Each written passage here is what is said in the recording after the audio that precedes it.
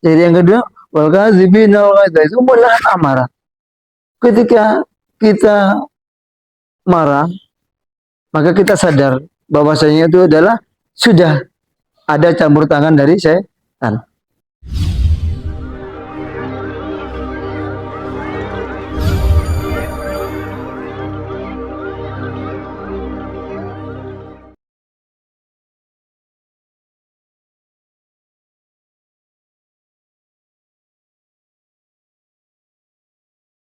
Assalamualaikum warahmatullahi wabarakatuh. Bismillahirrahmanirrahim. Alhamdulillahilladzi ja'alna minan nasihin wa afhamana min ulumil ulama'ir rasihin. Wassalatu wassalamu ala man nasaha dinuhu azanal kafarati wat talihin wa ala alihi washabihi alladzina kanu bitamasuki syari'atihi salihin wa ba'du. Ma'asyiral muslimin rahimakumullah. Alhamdulillah kita bersyukur kepada Allah Subhanahu wa taala atas segala limpahan karunia nikmat, khususnya nikmat iman yang selalu melekat di hati kita, yang merupakan modal ya diterimanya amal ibadah kita dan modal masuknya ya manusia ke dalam surga ya di sisi Allah Subhanahu wa taala. Betapa nikmat yang Allah berikan banyak yang telah kita terima setiap saat, setiap jam, setiap waktu, sementara manusia belum merasakan kalau itu ada nikmat yang paling besar. Nikmat kesempatan dalam melakukan kegiatan dan kesempatan beribadah kepada Allah Subhanahu wa taala. Ini nikmat yang paling besar. Wa in ta'uddu nikmatallahi la tuhsuha. Seandainya kau menghitung nikmatku, la tuhsuha, maka engkau tidak akan mampu menghitung nikmat-nikmatku. Kata Allah Subhanahu wa taala. Masya Allah. Itu semuanya karena jasa seorang pemimpin kita yang namanya Rasulullah Muhammad sallallahu alaihi wasallam.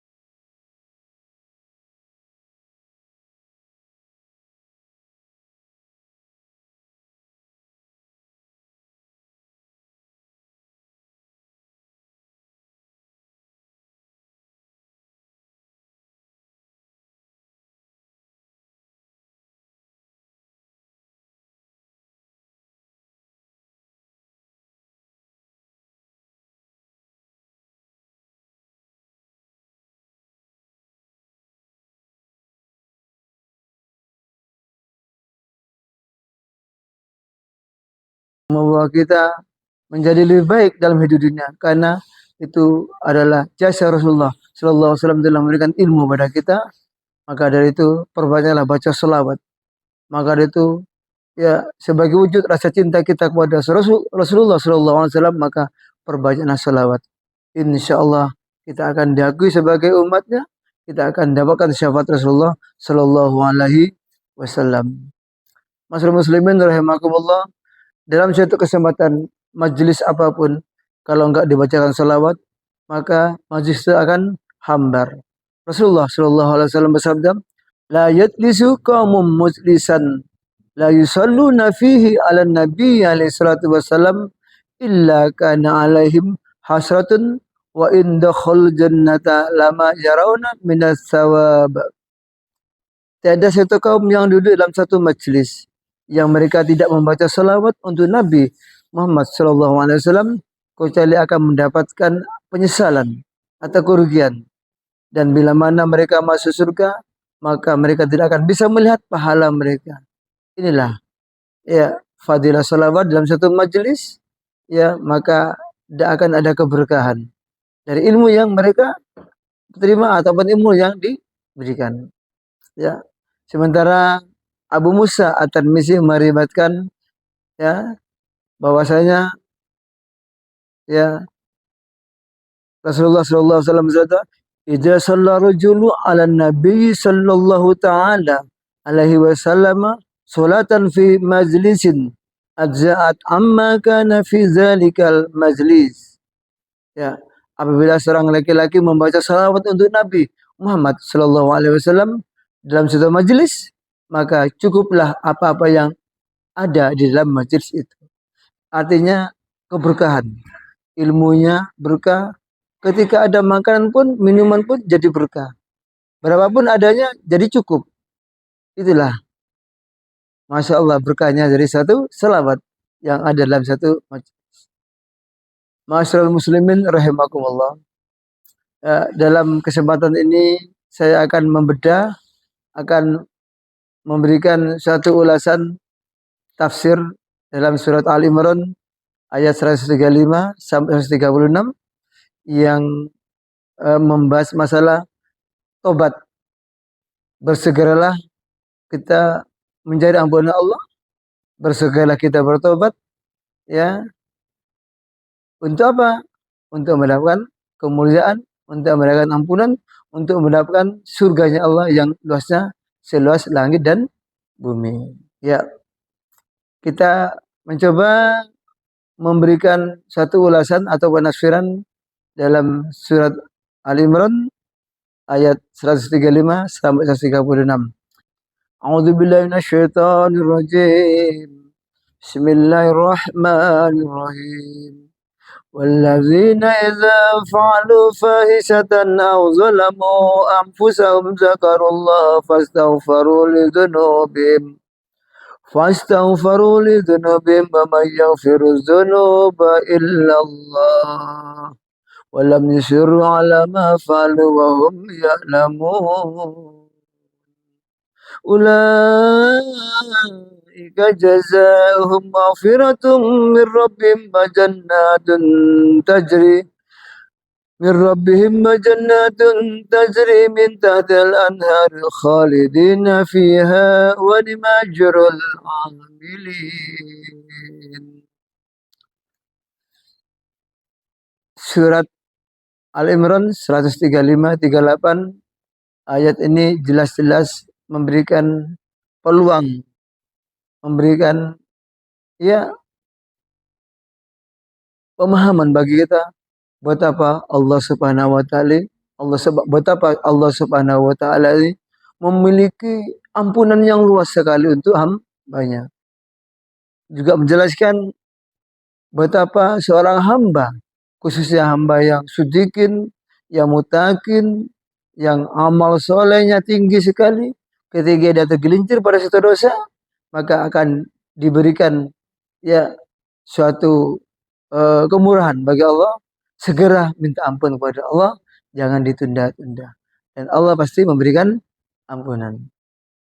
Mari kita lihat di sini ya bagaimana perilaku orang mukmin, perilaku orang muttaqin, orang-orang yang ya mendapatkan petunjuk dari Allah Subhanahu wa taala ketika dia tergelincir dalam satu dosa.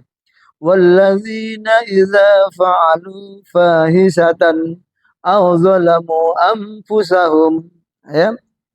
Dan orang-orang yang bila mana terlanjur mengerjakan sesuatu yang keji atau berbuat aniaya terhadap diri sendiri, anfusahum, ya, apa yang mereka lakukan bagi orang mutakin itu? Zakarullah fastaghfaru lidzunubihim, ya, maka mereka ingat kepada Allah Subhanahu wa taala dan mohon ampun terhadap dosa-dosa yang mereka lakukan, ya.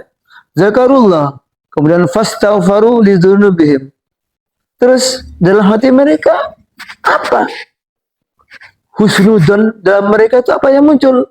Karena wa may yaghfirudz dzunuba illallah, dan tiada siapapun yang bisa mengampuni illallah kecuali Allah Subhanahu wa taala. Dia berbaik sangka dan dia berharap banyak tentang ampunan Allah. Tiada yang bisa mengampuni kecuali Allah Subhanahu wa taala, ya.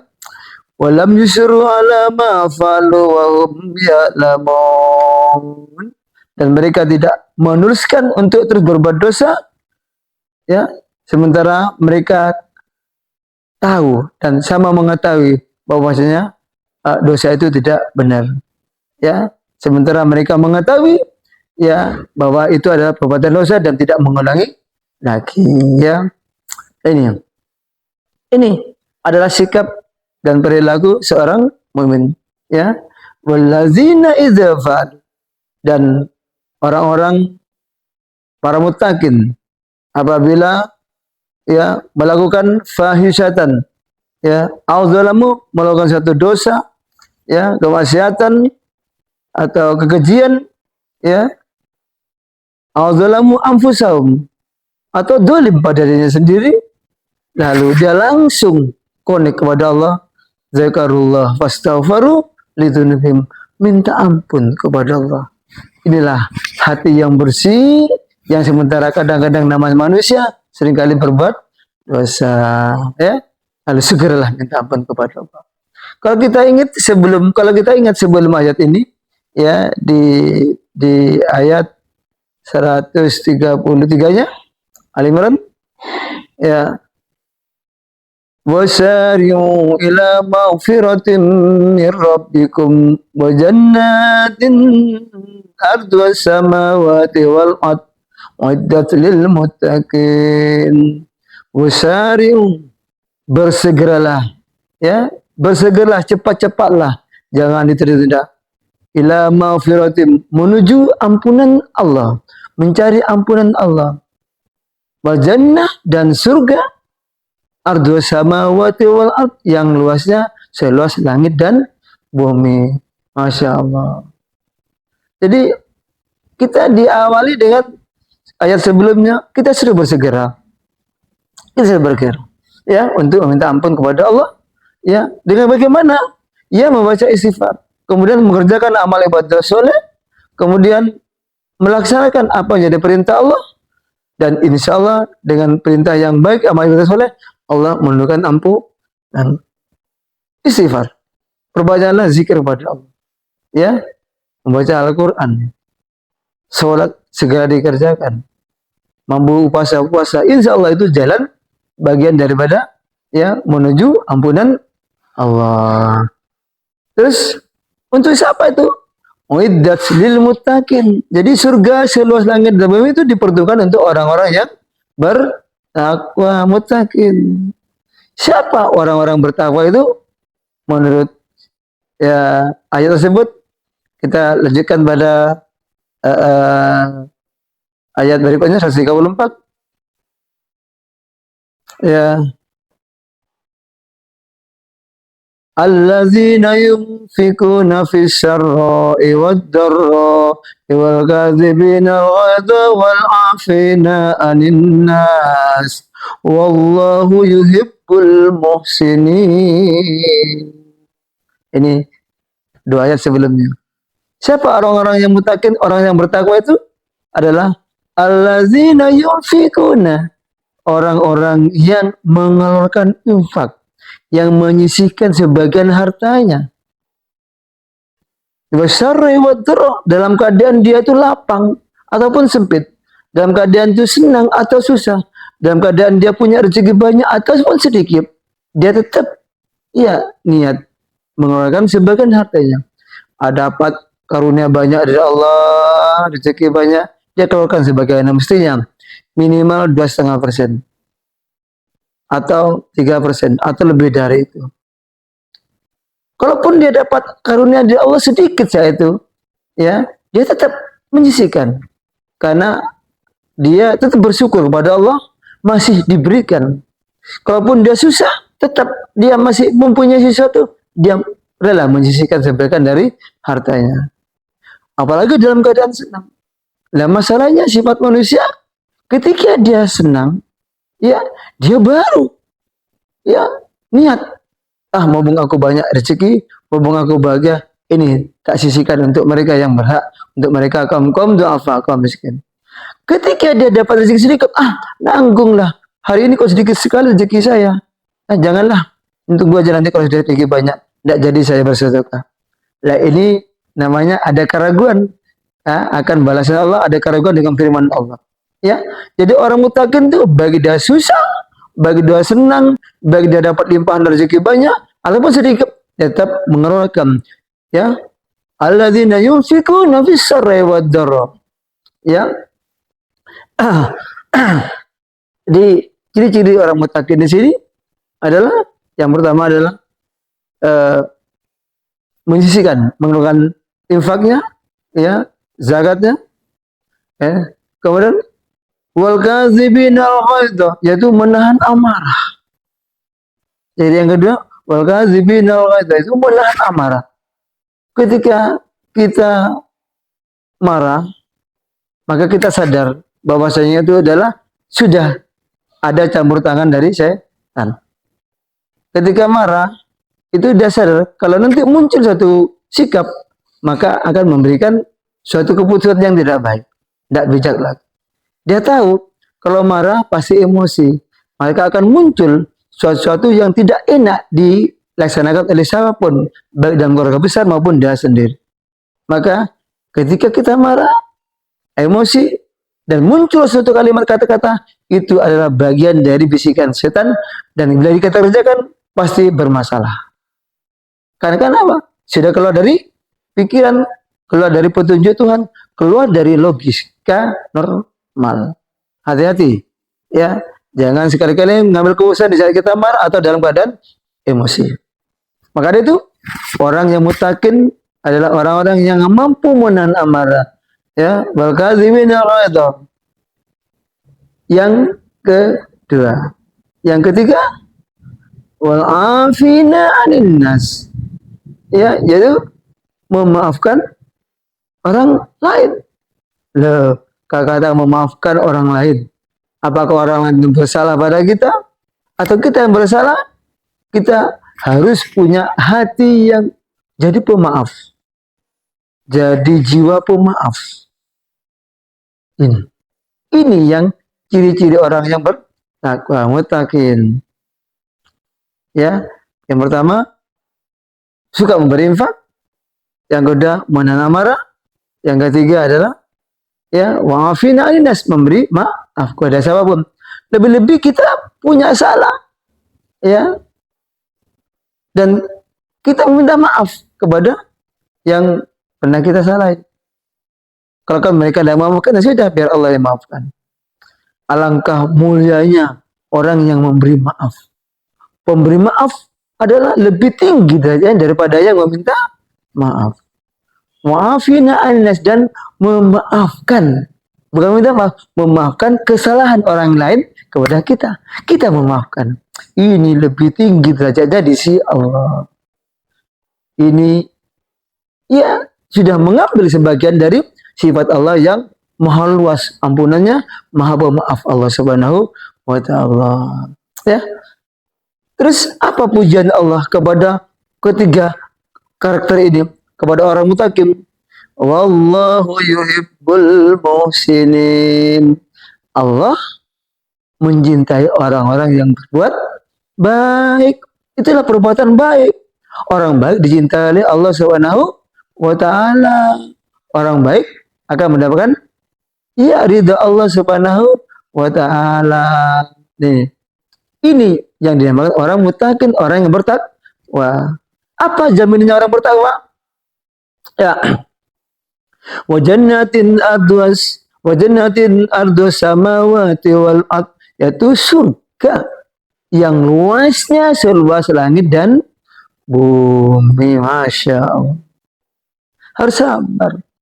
Ingin jadi orang bertakwa, orang mutakin itu ya tidak mudah. Harus dilakukan dengan kesungguhan, kesabaran, dan tahu ilmunya. Tidak semata-mata sabar, memberi maaf, tapi nggak ngerti ilmunya, harta ilmunya. Semuanya disadarkan karena Allah. Kita memberikan sebagian harta kita karena kita cinta Allah. Karena Allah mintakan kita memberi maaf pada orang lain, orang yang bersabar kita. Itu karena perintah Allah. Lillahi ta'ala. Kita menahan amarah, ya Allah. Buat apa kita marah?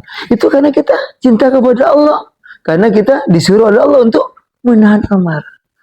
Karena kita berharap ridhonya Allah, yaitu kasih sayang Allah, pujian Allah untuk menjadi orang-orang yang Hakim.